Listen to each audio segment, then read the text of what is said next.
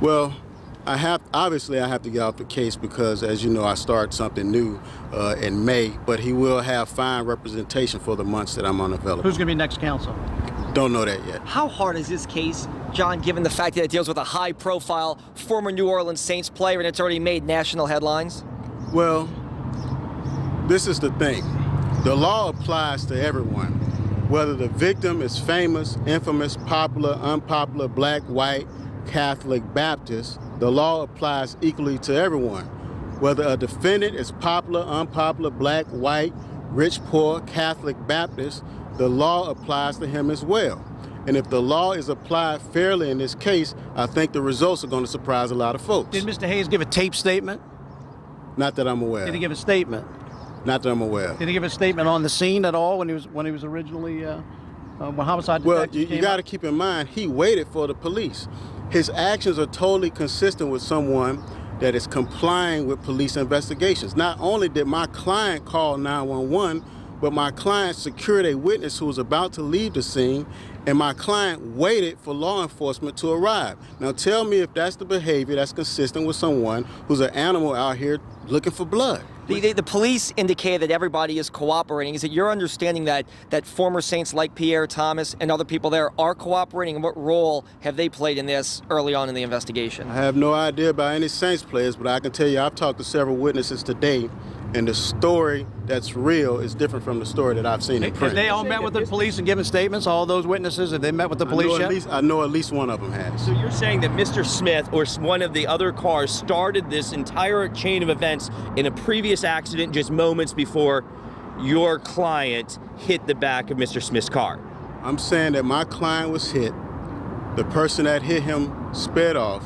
My client followed behind that person in an effort to get their license plate, and my client called 911, which will be verified in the upcoming weeks. Did Hayes know that one of the people that was with Smith when this all went down Absolutely is one of the not. officers named Absolutely in that not. lawsuit? Absolutely not. How could he? Are you saying Who that? was the other person in the car? Who was the other person in Hayes' car when this happened? One of the witnesses. Are you saying that Smith was involved in an accident with Hayes, or that he was involved in an accident with another vehicle and then happened to run into Smith's car? I'm saying that there was an accident in which my client's car was struck from the rear.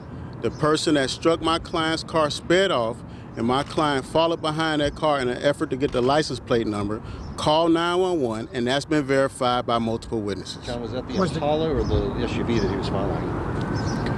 I really don't know which car, but all that will become apparent in the upcoming weeks, Ken. And John, you touch on this again. You think that toxicology tests will play a key role in this for all the parties involved? If they're honestly done, absolutely. And just to be clear, your client was not didn't enter a plea today. What is your plan for him?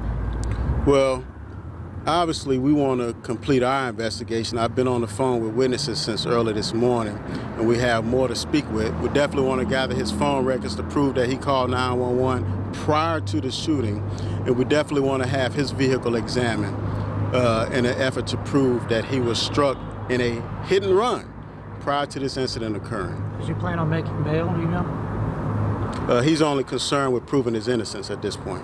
Hey, John, we're live again right now. You think there's no questions with his sanity? There's no questions with your client's sanity? Absolutely not. I've known Mr. Hayes for a number of years. He's actually a lot nicer than he appears. He's very soft-spoken, not intimidating, easily approachable.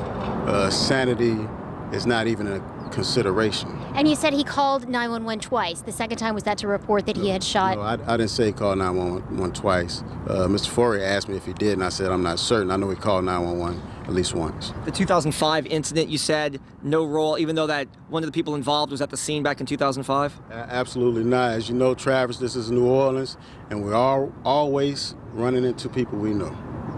What time did you say preliminary sort of tomorrow? Tomorrow afternoon is a hearing to confirm who his lawyer is, which will be someone from my office, and that's set for 3 o'clock tomorrow.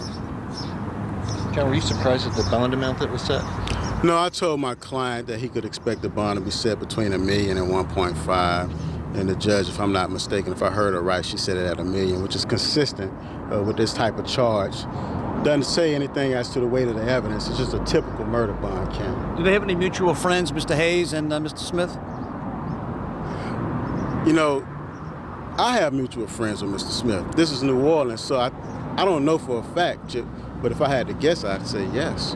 And you said- but you know, that's just me using New Orleans logic, which can be questioned sometimes. And know? you said that before last night, they had no relationship, your client and Mr. Smith. No. And just for I couldn't hear very well in court. He pled not guilty. Is that correct? Well, the way it works in Louisiana, he won't actually enter his plea unless and until the charges are actually accepted by the DA's office. Good